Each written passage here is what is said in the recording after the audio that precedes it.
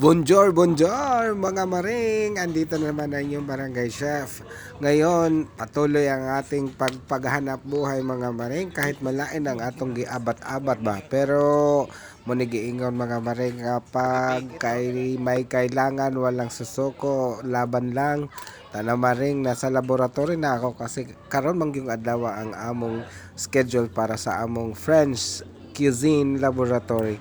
So murag lain jud ako lawas gani na buntag nga pagbiyahe maring pero giantos lang jud nako kay kana bitawng naka-commit na ta og usa ka kanang event nga kanang nag-expect gud ta ng mga bata ba nga moabot ka, so dili pwede gud siya nimo balibaran, no? Di gyud ka pwede kanang dili mo abot ba kay lisod kayo ang mga bata ma-disappoint.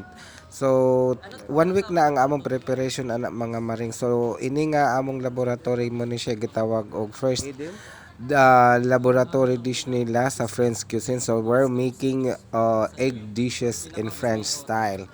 So daghan ang mga style na tanawa na kanang usa gipatong na ay gipatong pero dili na kaya siya luto, malasado na siya maring niya na ay gibutangan lang o paper, may cheese, tapos ang uban naman na ay gi-bake nga kanang itlog nga may bread, tapos ang uban na siya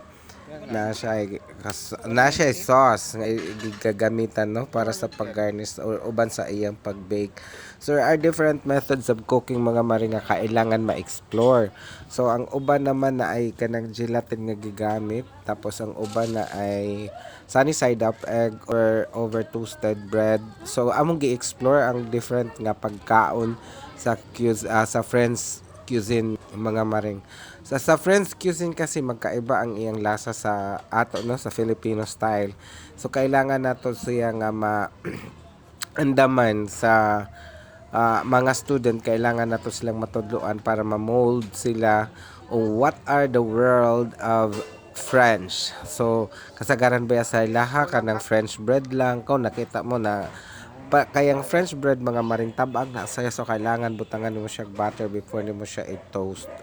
So kailangan may lasa, labi na kitang Pilipino nga mahilig kay tas lami. Ya kining uban kaning kaluto baya aning French kay tabang nya nay tabang nay pagkanghanga.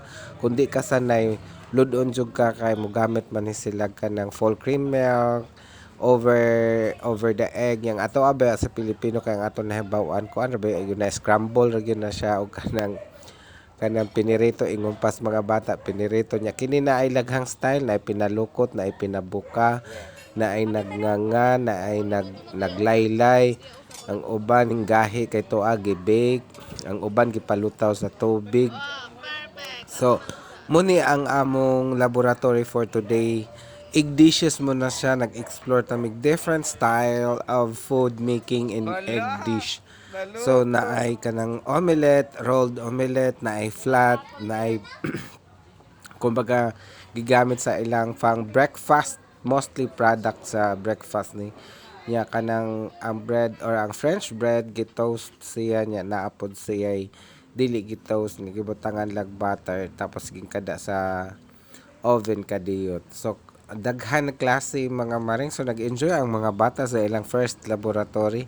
By the way, ang kanang ilang gipangluto is ako gyud nag-research ana kanang nangita gyud ko kanang classical French cuisine nga ma-explore nila. So not just one time but next Monday ma-explore na sad nila ang other sets of laboratory. So this is a presentation time mga maring. So uno na akong gipadala ngadto sa among Beefy of Finance, ang Vice President. So ang among Vice President si Ma'am Jeanette.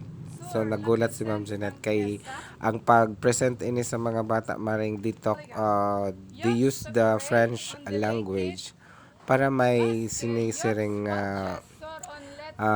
kumbaga accompaniment kasi we're preparing food for friends, so dapat pag-present sa mga bata instead of using English which is an ordinary gi-transfer nako ngadto sa